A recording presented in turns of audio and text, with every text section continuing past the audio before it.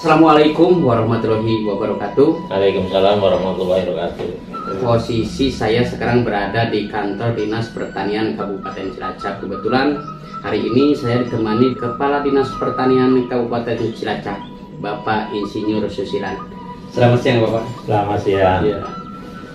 Lagi santai Pak? Santai. Kebetulan pulang dari penanganan sekaligus memantau terkait pelaksanaan eksekusi stunting. Oh, yang di Citebus ya Pak? Ya, tadi di Kroya sama di Maus. Oh, berarti 3 tempat berarti Ya, Pak? hari ini 3 tempat, betul. Oke Pak, izin mau sedikit tanya-tanya nih Pak terkait padi nutrisi seperti apa sih Pak, bisa dijelaskan Pak? Ya, mungkin sedikit. Terima kasih Pak Tantan berkaitan dengan kenapa penurunan pendidikan stunting melalui pengembangan padi nutrisi. Ya, ini adalah salah satu solusi. Hanya salah satu banyak solusi yang harus dilakukan oleh pemerintah Kabupaten Cilacap, karena tupoksi kita berkaitan dengan pengadaan atau bagaimana menyiapkan ketersediaan bahan pangan, terutama pada padinya atau berasnya nantinya, yaitu karena permasalahannya salah satunya Kabupaten Cilacap di antara adalah akibat kekurangan gizi berupa zat zinc. Ini yang salah satu menjadi penyebab, sehingga kita berupaya mengatasi permasalahan tersebut. Selain berakibat juga pada penurunan daya tahan tubuh, produktivitas atau kekuatan kualitas manusia itu akan menurun kalau terjadi kekurangan seng atau zinc. Yang kedua, konsumsi beras. Ini berkaitan konsumsi beras pada biofertilasi seng, yaitu Inpari IR Nutrizing dapat menjadi solusi kekurangan zat gizi seng. Varietas ini dilepas sebenarnya sudah cukup lama, tahun 2019 melalui SK Menteri Pertanian nomor 168/540/C/01/2019. Inilah tupoksi Dinas Pertanian untuk berkontribusi terkait penanganan dan pencegahan stunting. Jadi bagaimana bisa menjaga stabilitas, kontinuitas, dan kualitas beras yang beredar dalam Indonesia, terutama yang mengalami stunting atau potensi menjadi stunting. Ini yang melatar belakangi Pak Tanang. Gitu. Terus untuk keunggulan dari padi nutrisi ini apa saja Pak? Oke, ini mungkin sekedar informasi kenapa nutrisi yang menjadikan, karena memang karakteristik Inpari IR Nutrizing ini hasil penelitian dari Litbang Pertanian, rata-rata hasilnya ya hampir sama lah dengan beras yang lain secara diherang sama, yaitu 6,2-5, tapi potensi sebenarnya bisa sampai 8 atau 9 ton per hektar. Umurnya sama ya, 115-an 115 hari, teksturnya enak. Kita sudah mencoba, Beda ya? Cukup enak. Ada gulalinya dari orang yang berpikir katanya padi ini tidak pulen, sebenarnya ada yang jenis pulennya. Anakan juga hampir sama, 18-24 tahun. Sekarang gabahnya memang agak kecil sedikit. Itu ya. Oh, berarti yang beda ukurannya Pak? Iya. Volume daripada bentuk beras itu sendiri. Betul. Nah, manfaatnya mungkin ini yang perlu saya sampaikan juga. Sebenarnya manfaat dari ini itu memiliki kadar amilosa 16,6%. Jadi kadar amilosa cukup tinggi dan potensi kandungan sengnya juga besar, 34,51 ppm. Ini yang salah satu menjadi daya tarik ya. Terus bila dibandingkan dengan harga selain lain, maksud saya itu potensi herang, itu herang hanya kandungan sengnya hanya 24, jadi bedanya hampir separuh lah. Ya, karena 12 kali kan 34,51, sementara tiarang hanya sengnya 24,06 ppm per liter, sehingga diharapkan dapat membantu mengatasi kekurangan mineral mikro, yaitu seng itu sendiri di dalam tubuh manusia, yang dapat mengakibatkan penggunaan metabolisme dalam tubuh, lanjut pada buruknya pertumbuhan atau tidak normal lagi. Betul harus diprioritas berarti yang menjadi sekarang menjadi salah satu beras yang menjadi prioritas untuk mengatasi atau membantu memecahkan permasalahan berkaitan dengan stunting atau potensi yang cara stunting. Betul. Kalau berkaitan kondisi saat ini, Cilacap sudah menanam sekitar 2000 hektar, Pak. Oh, berarti sudah sudah. Sekarang sudah berumur karena ditanam pada bulan Desember, awal bulan Desember sampai pertengahan Desember, sehingga umurnya sudah 1 bulan lebih. Itu ada 2000 hektar. 2000 hektar. Ini diharapkan nanti panen atau sudah siap bulan April.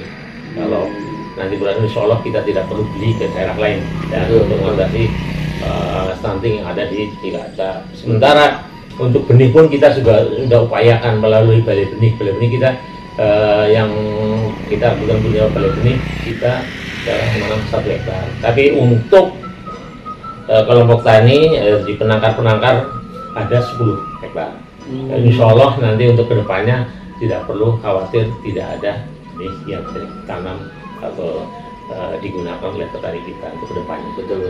Ini salah satu solusi. Iya. Ini Pak, Cilacap itu kan 20 terdiri dari 24 kecamatan. Betul. Yang paling dominan atau yang paling cocok untuk jenis padi seperti ini di mana saja, Pak? Sebenarnya berkaitan cocok ini hampir semua daerah kita sebenarnya cocok.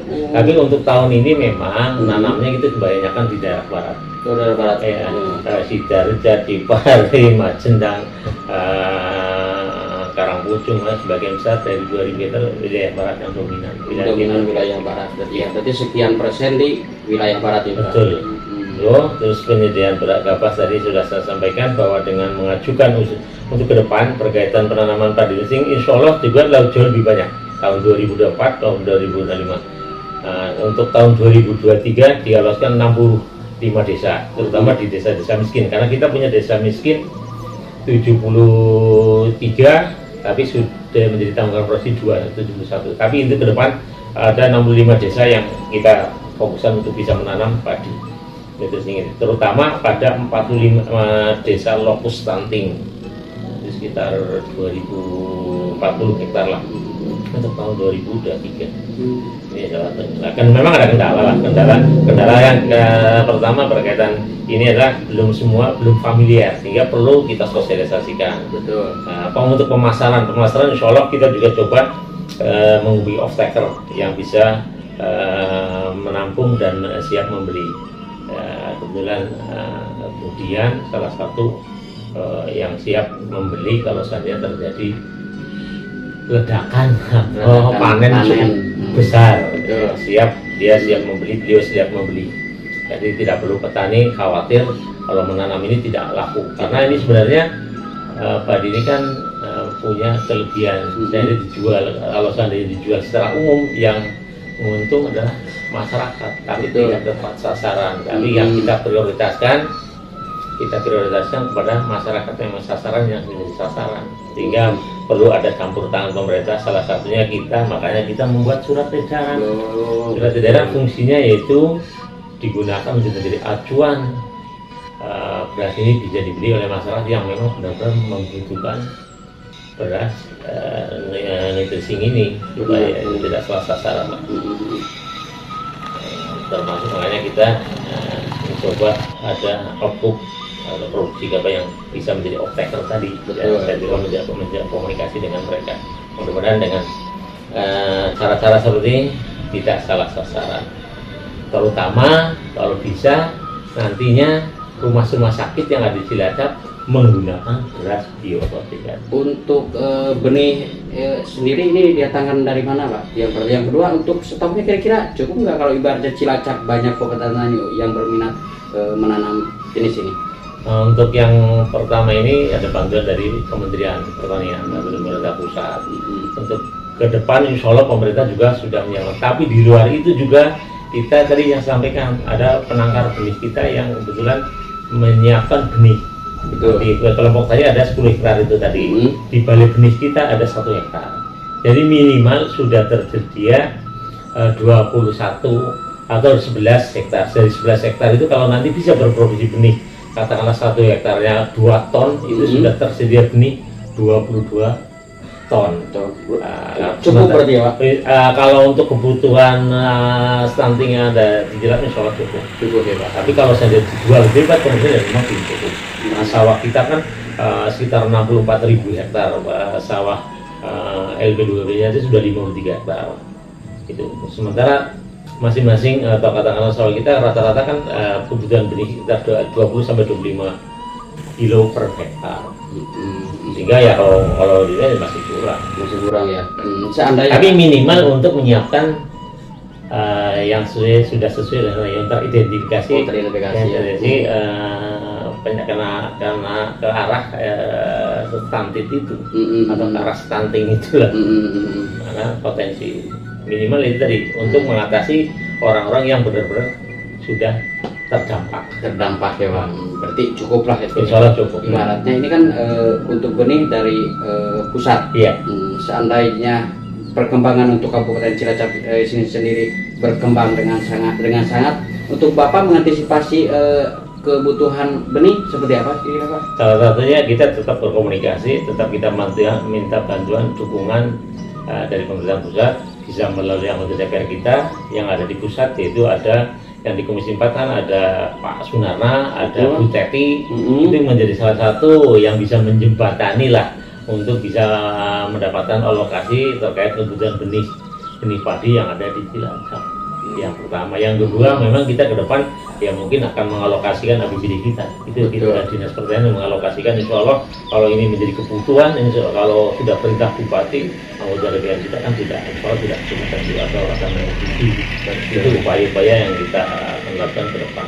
Alhamdulillah.